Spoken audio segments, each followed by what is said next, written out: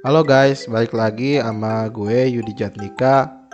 Masih pada tema yang sama, yaitu tema design thinking.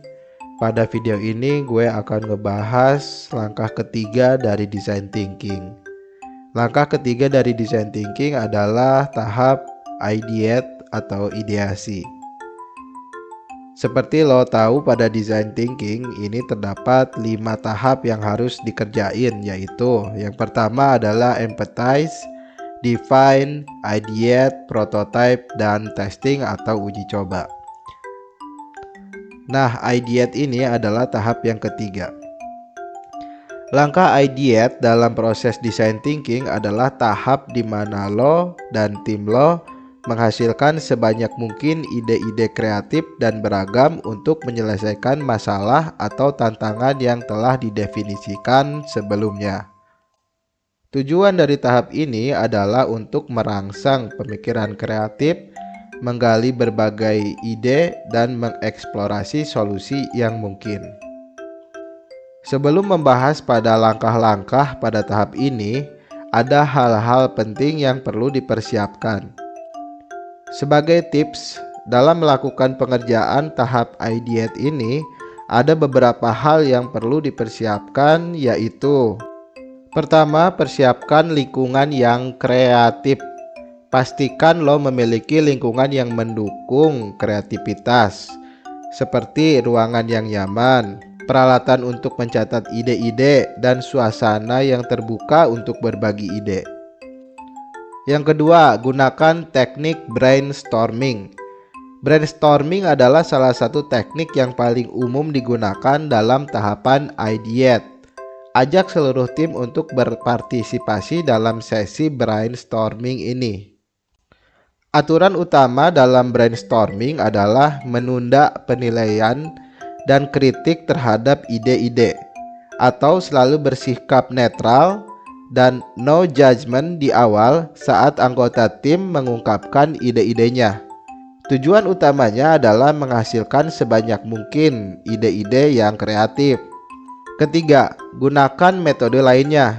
Selain brainstorming, lo juga dapat menggunakan berbagai metode kreatif lainnya seperti mind mapping atau pemetaan ide, atau SCAMPER atau singkatan dari substitute, combine, adapt, modify, put to another use, eliminate, dan reverse, atau role storming atau berpura-pura menjadi orang lain.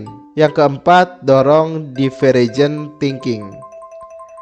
Dorong tim untuk berpikir divergent, artinya mencapai atau mencari banyak alternatif dan variasi-variasi ide. Ini dapat mencakup ide-ide yang tampaknya konvensional atau gila. Yang kelima adalah ajak semua tim untuk berpartisipasi. Pastikan setiap anggota tim, terlepas dari perannya, berpartisipasi aktif dalam proses ideasi. Ide-ide dari berbagai latar belakang dan pengalaman dapat sangat berharga. Keenam, gunakan teknik silency atau silent ideation. Dalam sesi silency, anggota tim menulis ide-ide mereka sendiri secara diam-diam sebelum berbagi dengan yang lain.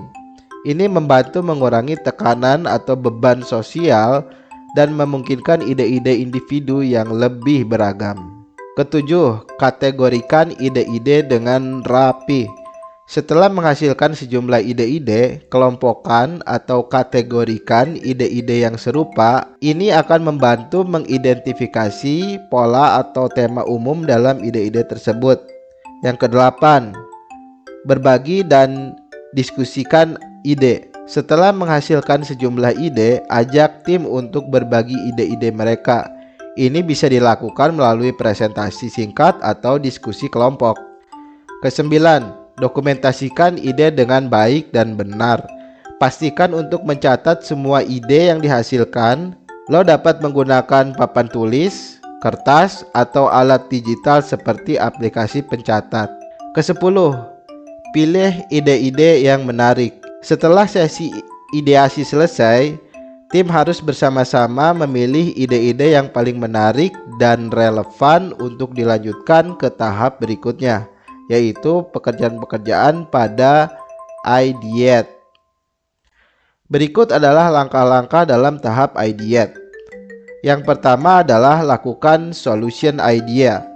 Di proses ini kita akan melakukan penyusunan solution idea dengan cara mengembangkan ide-ide dari tim berdasarkan dari tahapan how might we di tahapan sebelumnya, yaitu tahapan define. Berikan kebebasan para desainer untuk dapat menuangkan idenya masing-masing. Yang diharapkan banyak masukan yang berguna tentang fitur apa saja yang akan diimplementasikan pada aplikasi dalam konteks desain tentunya. Selanjutnya, buatlah sesi yang bertujuan untuk mengumpulkan suara untuk menentukan ide solusi yang paling mendekati dengan tujuan pembuatan aplikasi.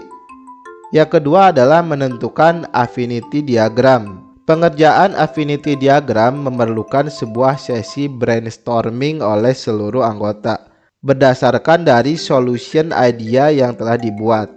Affinity diagram adalah pekerjaan mengelompokkan ide-ide menjadi kelompok fitur-fitur yang akan disepakati bersama di dalam solution idea. Ini akan mempermudah desainer untuk membagi pekerjaan karena fitur-fitur sudah dikelompokkan. Yang ketiga adalah melakukan prioritization idea. Selanjutnya, dari hasil affinity diagram tersebut, sampailah pada tahapan prioritization idea. Pada prioritization idea, yang akan dilakukan adalah membagi fitur-fitur yang sudah ada pada affinity diagram. Kelompok ini akan membagi fitur-fitur pada affinity diagram berdasarkan prioritasnya. Pertimbangan pembagian kelompok ini berdasarkan pada user value dan effortnya. Kategori tersebut dapat dibagi menjadi do it now atau lakukan sekarang, do next atau lakukan setelahnya, do last atau lakukan di akhir, dan do later atau lakukan di lain kali. Yang keempat adalah membuat crazy eggs. Pada tahap ini dilakukan dengan membuat sketch ide dan solusi dimuat dalam hanya 8 lipatan kertas. Pengerjaannya bisa dibatasi waktu, misalnya 40 detik setiap sketch, atau total menjadi 5 menit untuk mengerjakan semua sketch. Desainer akan mencurahkan ide dan pikirannya kepada anggota tim lain dengan cepat. Pembuatan sketch tersebut juga akan menceritakan atau mempresentasikan hasil kerjanya kepada seluruh tim lain. Tahap ideate dalam design thinking adalah saat di mana kreativitas berkembang. Tujuan utamanya adalah untuk menghasilkan beragam ide tanpa penilaian awal atau judgement yang membebaninya. Dengan berbagai ide sebagai dasar, lo akan memiliki lebih banyak pilihan untuk mengeksplorasi dan mengembangkan solusi yang inovatif dalam tahap-tahap selanjutnya. Oke guys, mungkin itu aja yang bisa gue sampaikan pada kesempatan video ini, yaitu video tentang ideate atau design thinking. Di video selanjutnya gue akan bahas tentang langkah-langkah design thinking yang keempat, yaitu prototype. Jadi videonya akan berseri guys. Oke, gue Yudi Jatnika pamit, nantikan video selanjutnya.